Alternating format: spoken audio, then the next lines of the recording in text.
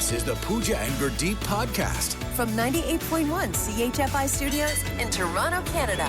Hey Toronto, this is Ed Sheeran. This is Kelly Clarkson. Hi, this is Bryan Adams. This is Adele. This is Madonna. It's Michael Bublé, and you're listening to the Pooja and Gurdeep Show. It's fun. They're amazing. So I think mornings are rushed for everyone, right? Every minute counts in the morning, and things are always just sort of happening quicker because you're just trying to get out the door. Oh, yeah. Yeah. So I was trying to get upstairs here. I'm always the last to arrive. So I'm parked in the parking lot. Glad you admitted it, yeah. Yes, I'm the last to arrive, and I know that. So I'm like trying to get here quickly. And I'm in my car, and I'm about to, get out. So I get my bags, but I have a lot of bags. I have a laptop bag. I have my lunch bag. Your gym bag I got full my of gym crackers bag. and chips. Yeah. Yep. So, you got to hold on to all the handles. There's a lot of handles. What I should have done in hindsight is just got out of the car, walked around to the passenger side and picked up the bags. Right. But I didn't do that. What I did instead is I pulled them over from the passenger side over the middle thingy? The middle thingy and over my body. And then my laptop got stuck. So I just started pressing on the horn. And so it was just like, meh, meh. And I couldn't, and it was jammed. So I couldn't unstuck it. So I was just in the parking lot. I wish I was down there Just all like, the time. man. I'm like, I'm scaring myself because it's so loud. It sounds like an alarm's gone off, but I'm stuck. And I'm like, now I'm shimmying left and right, trying to make it unstuck. Oh, and we park in a parking garage, so it must reverberate around there, too. It was like there was an echo. It was so loud. And then I was like, oh, finally I got it unstuck.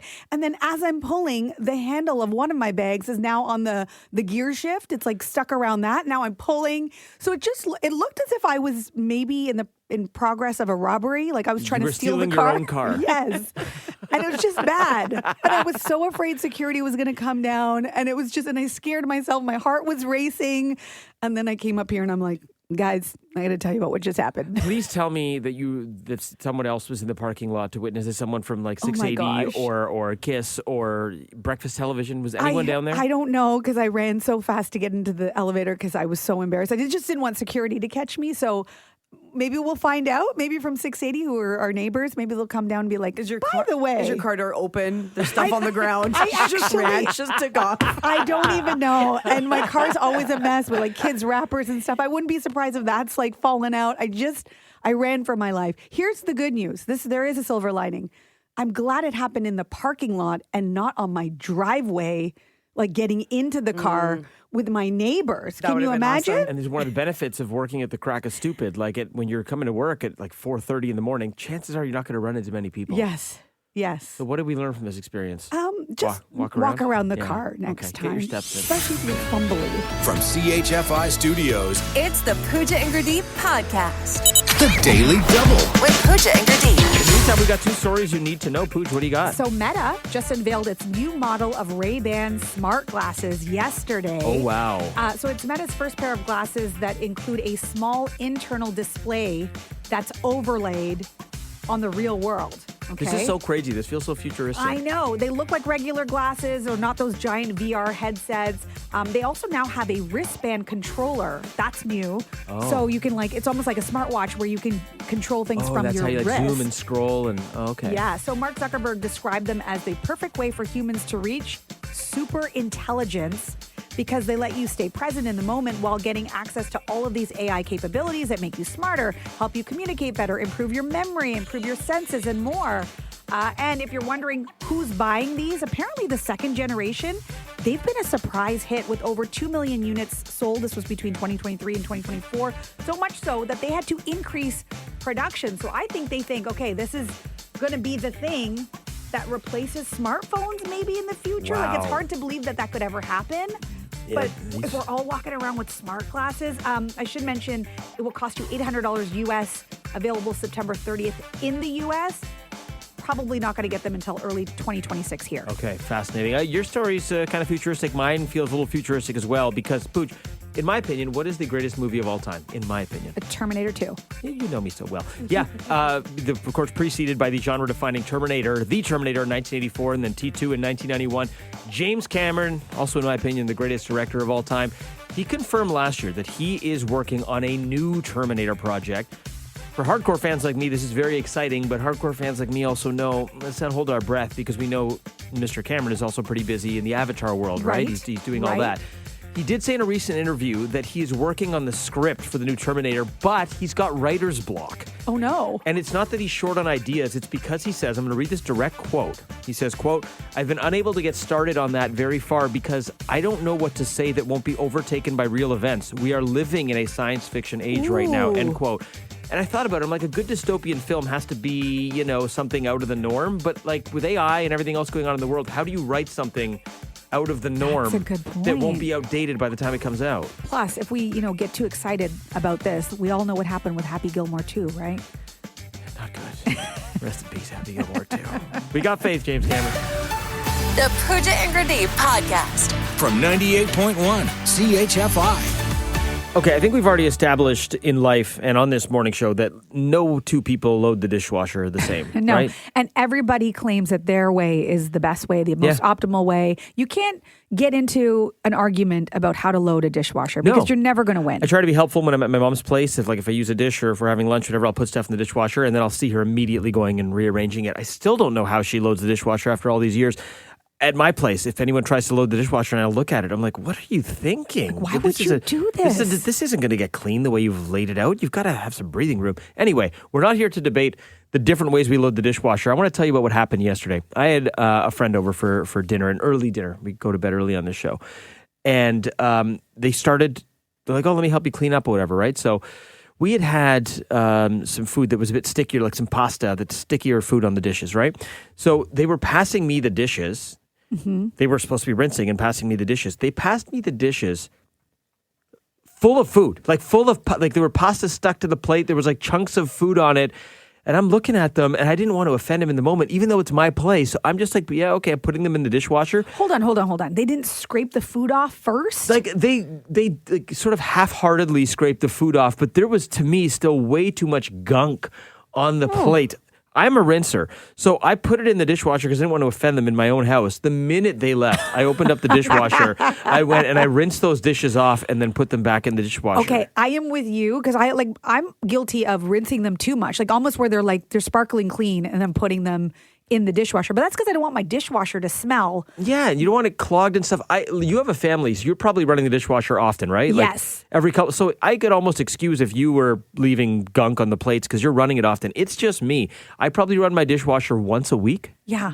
But here's the thing. The experts tell you not to rinse. So the people aren't rinsing. Like your friend is not wrong because they say it's a waste of time. It's a waste of water. They say that the detergent has enzymes in it that are meant to target food particles. And then the sensors in your dishwasher don't work the way they're supposed to. So you're actually you're supposed to do what your friend did. But isn't there a line between not rinsing obsessively like you and I are doing versus leaving too much food and gunk on the, I don't want chunks of lasagna at the bottom of my dishwasher. I mean, you had one friend over. Can you imagine having a party or loading that dishwasher? Maybe it's about efficiency. Just load the dishwasher and you don't rinse. I can see why people do that.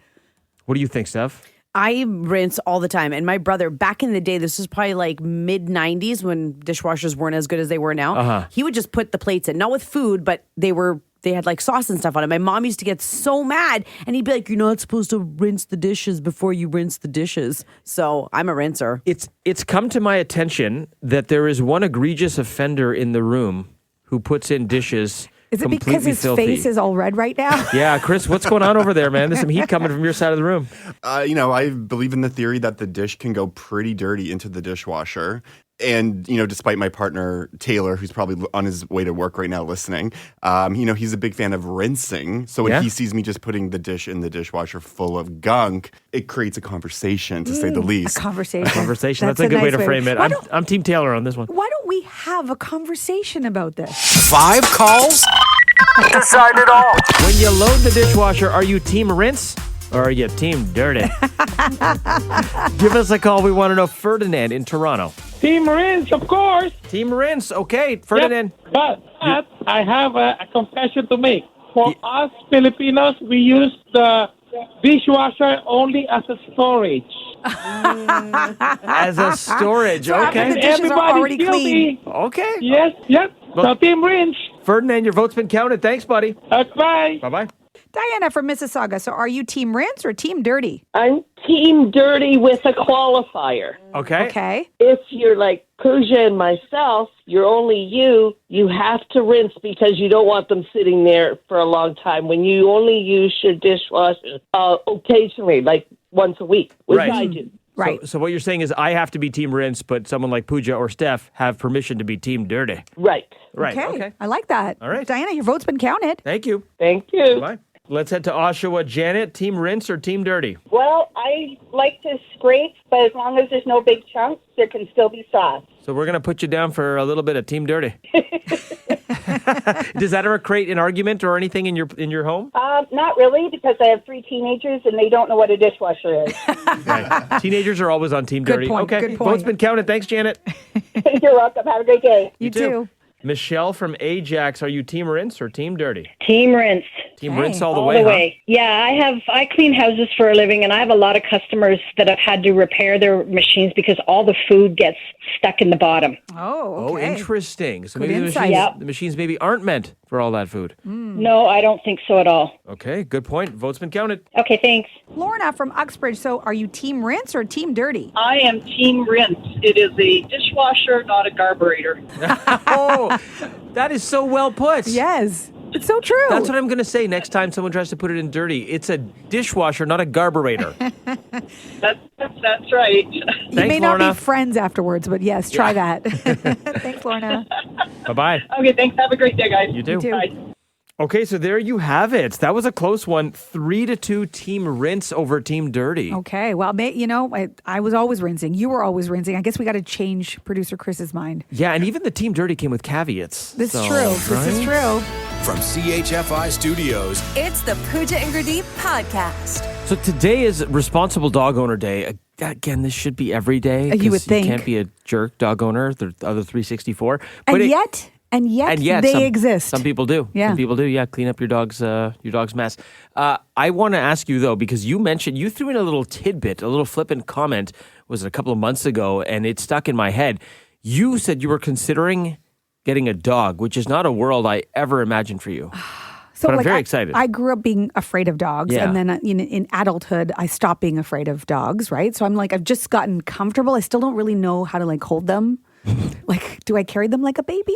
It becomes instinctive, like when you have kids, right? It's Oh, the same does it? thing. Once you have a dog, you just figure out how to care for it. Okay. Well, Yeah. so like those things don't come natural to me. But Okay. yes, for me, the driving force is the kids. The kids are obsessed with dogs. All they want to do is talk about dogs. They pretend to be dogs. They call dogs Dodo. They call dogs Dodo. Yep. And recently, and whenever they see a dog, they don't know what to do. So I'm also worried because like they pull at the fur and I'm like, no, can't do that. So I don't even know what to tell them what to do because I don't even know what to do. So and they probably sense from me that there's some apprehension. But recently we were at a friend's house and Bodhi was all over this dog, was like throwing the ball, playing fetch, doing a whole thing. I think Bodhi is ready for a dog. Oh, sorry. You think Bodhi is ready for a dog? Yes, he's ready. Bodhi is going to be 3 in a week? Yes. I feel like he's ready. I think throwing a ball doesn't necessarily mean that you're ready for a dog. I wasn't ready till I was 33 and I had set hours and a stable schedule and I was at a point in my life where I wasn't going out as much anymore. Right. Like, you think Bodhi's ready for a I mean, dog? not for the responsibility of it, I guess, Yeah. but like ready to be around a dog, I think. Sia's still a little bit scared. Like she loves dogs, but she's still a little bit scared. Right. And I have to admit, I don't think I'm ready. Like, how do you know when you're ready? If you have to question it, you're not ready. Okay. Yeah. You're not ready. I mean, I guess how did you know you were ready to like care for kids? Because it's like I don't want to keep equating it, but it's similar in terms of like how much work and responsibility, and you're already doing all that work, so you're just adding more work to an already busy plate. Yeah, I think maybe that's the problem. It's more responsibility than kids because the kids start getting older, they start getting independent. The dogs don't. The Yes. dogs rely on you forever. Kids eventually become Yeah. self-sufficient adults, knock on wood, hopefully. Yeah.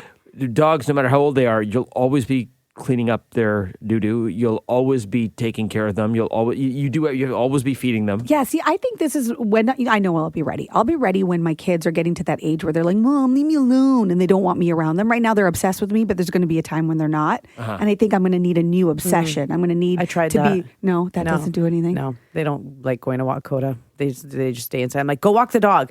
Oh, but why? I'm like, because you wanted him. Yeah. And it doesn't work. So, Yes. yeah, it's always going to fall It's on going you to fall all on the me. time. But then if I'm at that stage where I'm like craving that kind of like love, Yeah. I think maybe then I'd be more into But it. you have to like the outdoors. That's the other, and you can't make the decision in mid-September when it's 25 degrees, feeling like 30 outside. You have to make the decision in February when it's 30 below, feeling like 40 below, because you got to get out on those days too. And we're talking about pet peeves. It's those people who get a dog who aren't ready to get a dog. They're not ready to do the training. They're not ready to do all the proper things. That ends up being usually the irresponsible pet owners. Or the people who surrender the dog, which is really not great for the dog either. Exactly. So just make sure Bodhi is actually ready before you do it. Okay. The Pooja and Gurdeep podcast.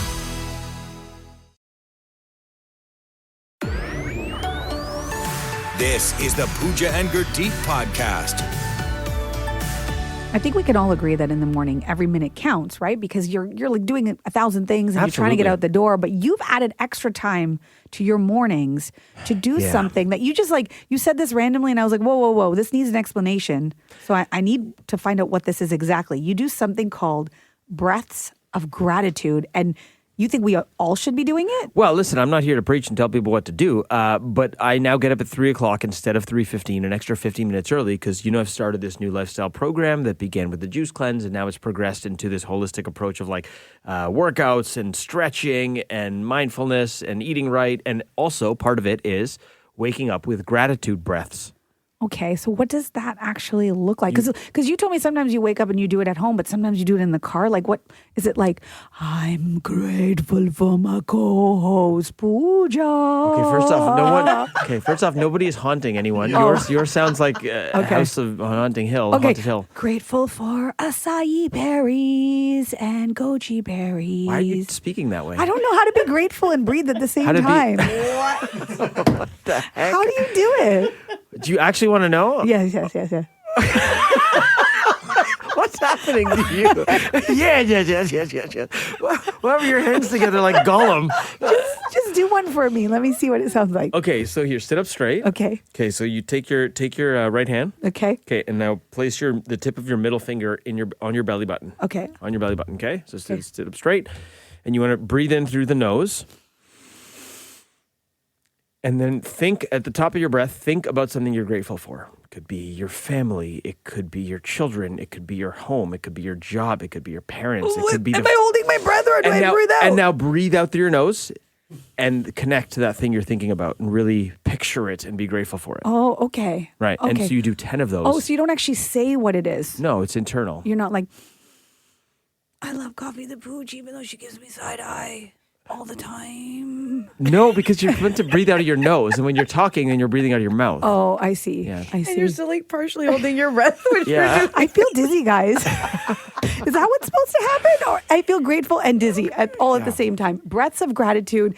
You try it right now. Yeah, you know who's getting left out of my morning breath of gratitude tomorrow? From CHFI Studios, It's the Pooja and Gurdeep podcast. What are you like when you're traveling with your partner? Because sometimes, and we've seen it, if you've traveled with other couples, sometimes you see what travel couples look like versus what they're like at home on a regular day. It's not just the same couples in Hawaiian shirts? No. Sometimes behaviors change and you get it. It's stressful. It's a stressful time. Wait, hold on. You go on vacation to relax. Why is it stressful? Shouldn't it be a more relaxed version of yourself? Because people, have ideas of what they want to do, and maybe it's not the same idea of what you want to do, and then they have different habits than you. And There's itineraries and spreadsheets. Yes, there's all sorts of things, and they all have to come together nicely in a 4-day weekend, and it doesn't always work out that way. I know for me personally, with Paul, we're actually traveling this weekend. We're going to Newfoundland. Oh, nice. Yeah, and we're going to be at St. John's. And for me, it's not going to the destination because we're all excited to go. It's when we're coming back. We've already spent a whole weekend together. The fun's over. There's nothing to look forward to. You're coming back to real life. Every story I had to tell, I've told. We've caught up on everything. Mm-hmm. And then we come back and we have very different ways of traveling. Like he wants to go straight to the lounge. He wants some Wi-Fi, wants to plug his phone in and some free food. That's what he wants. I want to go to the duty free. I want to go see what the other food offerings are. There's other things I want to do. Wait, can't you guys just do it separately? Well, this is why there's a new trend. It's called airport divorce. That's such a dramatic term. Which is why I love it. Wow. Okay. Airport divorce is when you get to the airport and you clear security, you just say, see ya on the flight. And that's the next time you see each other is when you're strapped in the seatbelts. That's great. And then that way you just avoid any of the stress and all of the things that come with, because sometimes there's a gate change and that stuff can get stressful too. This way it's just like you're responsible for getting there yourself. See you on the plane. Yeah, I mean, that sounds super reasonable. I mean, why stop there? Why not take it a step further? Why not airplane divorce? Be like, you sit in 4G, I'm going to sit in 22F. Great. Why not vacation divorce? It's like, I'm going to Newfoundland, you're going to New Brunswick. And then why not just straight up? No, wait, that's a bridge too far. Stop giving my husband ideas. I mean, listen. I will tell you right now, we have sat separately on a plane and he told me it was an accident. And I don't know now if he did it on purpose. That was an accidentally on purpose. Absolutely. There's a potential there. But doesn't this just solve all the problems? Even if it's couple friends that you're going on a trip with. Totally. You tell everybody, I'll meet you on the plane. I mean, on the way there, we're really hyped and we want to talk about what we're doing. So we love sitting together. On the way back, we will usually sit separate because we've been hanging out for a weekend and we've all had enough of each other. But listen, this is why when you travel in groups or with a partner or whatever, you got to figure out let's go. I want to go here. I want to do this. And inevitably you end up capitulating on something and doing something you don't really want to do. True. This is why I'm a big proponent of solo travel, solo everything, solo living, solo travel, because it's a democracy of one. You do what you want to do at duty free, in the lounge, on the destination. This is sometimes where I get very envious of your life because you just ask yourself, you're like, what do I want to do? Mm-hmm. You talk to yourself and you make it happen. This is true. You know me so well. I'm hungry. Okay, I'm going to eat. It gets weird when people hear me monologuing out loud. What do you think of airport divorce? Are you going to try it? Let us know. Now, I want to read this one text here. I thought it was cute. Christina from Woodbridge said, "Hey, Pooja and Gurdeep, hubby and I have been doing this for years, way before it was a trend. Once we're checked in, etc., we stroll the shops, we go see what's of interest, and if we happen to bump into each other, we say, hey, fancy meeting you here. Where are you traveling to? We smile and we carry on doing our thing until it's time to meet at the gate." They pretend to be strangers. I love that. Mm-hmm. That's really nice. A little bit of role playing. Yeah, maybe you're adding a little romance into your relationship at the same time. Airport divorce might be the key to saving your relationship. And I'm saying take it a step further. Do destination divorce. Just go separate places. Okay, what do you think about this? Let's go to Cynthia and Milton. So we're going away for our 25th wedding anniversary in November for 9 days. Okay. We never spend 2 consecutive days alone in the house. Okay. So I'm thinking my $45 airport breakfast by myself would be lovely. Yes. Okay, so you like the airport divorce idea? Yeah, because he just wants to sit there and wait for 3 hours, and I want to go see everything. So do you think this will continue on the actual trip as well? Because 9 days together is a long time if that's not what you're used to. Is there going to be a little destination divorce as well? Well, the last time we went away, he left my laptop on the plane. Oh, no. Oh, no. Oh, yeah. So that's how the vacation started. So he has a set of rules of how this is going to go, and we may or may not make it back. Now, they are celebrating 20-year anniversary, so it's you have to spend time together. You must be doing something right. 25 years. That didn't happen by accident. No, but, I'm going to take a lot of credit for it. I feel like we need to speak to your husband now to get his side of the story. I can't wait to hear. No. Cynthia, let us know how airport divorce goes for you. I'd love to hear back if it was a success or not. I will. Okay. And happy You guys are amazing. Happy anniversary, by the way. Thank you. Have a good one. Okay, you too. Bye. 25 years in November. That's no joke. Happy anniversary spending it apart. Yeah, I love that. That's true happiness. Okay, so airport divorce. On the text line at 981-981, this is Mark texting in. Mark says, I have friends where they go on separate vacations and it's for a week and a half. And when they come back, they tell each other about their adventures. It solves the concept of who wants to go where, how much time you're going to spend doing certain activities. It's worked out very well for them and they've enjoyed it. She went to the Caribbean. He does not desire to be in the heat. He went to Alaska. Whoa. She had no desire of being in an Alaskan boat cruise. So Mark and Mark's friends sound like they're doing my suggestion, which is destination divorce. You know what? The way he just sort of painted that picture doesn't sound so bad, right? Because So I've been telling you, democracy of one. Not everybody travels the same, and that's okay. But it's still your time. It's your time off work. It's precious, right? So you want to do it your way. Getting another text here, anonymous, saying airport divorce. My husband and I are rarely on the same flight. We travel very differently. So they're going to the same destination, but they're on different flights. So they don't even bother. Okay, so with it's like anything I'm at the going to the airport. Bahamas. I'll catch the 6:20 a.m. You catch the 11 a.m. Yes. I'll meet you at the lunch buffet. Exactly. Let's make sure we're not hangry while we're at it, right? That's brilliant. The Pooja and Gurdeep podcast. From 98.1 CHFI. I'm wondering if you've ever been caught in the act because something happened yesterday after the show. Which act? What act? What are you talking about? The act. What's the act? Like doing something that, you get caught with your hand in the cookie jar, you get caught red-handed, or in your case, red-bagged. So your gym bag is like a character on this show at this point. I left it in the car today because I just don't need everybody to comment on my gym bag. A lot of heat around that gym bag. So you bring in your famous little red gym bag that allegedly has some gym clothes in it. Sometimes as we all leave together, you, Steph, and I. Allegedly, really? Allegedly, yes. I'm dramatic. You have not been spotted in the gym. So sometimes you'll sort of splinter off as Steph and I are going to the elevator. You will be like, oh, off to the gym. There's a lovely gym here on campus. And then you'll go work out for 15 minutes. And then that's it. So this happened yesterday. You're like, going to the gym, guys, got to go. You left our meeting room. Except you left your little red gym bag in our meeting room, and then you were gone for a substantial amount of time. Yeah. Mm-hmm. What were you doing? Well, as it turns out, I was really hungry, and I can't work out on an empty stomach because that's just not good for anybody. So I went to the Tim Hortons. That's across from the gym. To fuel up. Okay, because when we left, you weren't with us. Yeah. Me and Pooja walked out together, and I assumed she was going to the gym because she talked about it all morning. And then she veered in the other direction where Tim Hortons was. And she's like, bye. I'm like, the gym's over here. I needed some protein. And she's like, I got to eat something before we're going. I was like, okay, Pooja. And I left, and I had a feeling that something was up. The thing is, I didn't realize I didn't even have my gym bag. How did you not realize you didn't have your gym bag? I was very focused on my breakfast sandwich.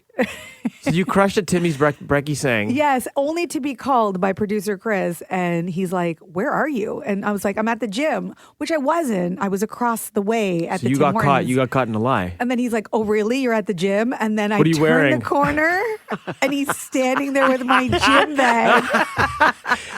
So embarrassed. We love producer Chris so much because he's very savvy with the social media. So a light bulb went off in his head when he was the last one sitting in our meeting room and he saw your gym bag sitting on the couch. So a light bulb went off over his head like a cartoon character, and he filmed an amazing video of the bag, of him carrying the bag all the way across campus to the gym and going on a hunt for you, trying to find you. And then he spots you guiltily sauntering out of the Tim Hortons. And you're like, oh, my gym bag. I went to the gym after I got the gym bag, FYI. And then you just spun in circles like Brittany.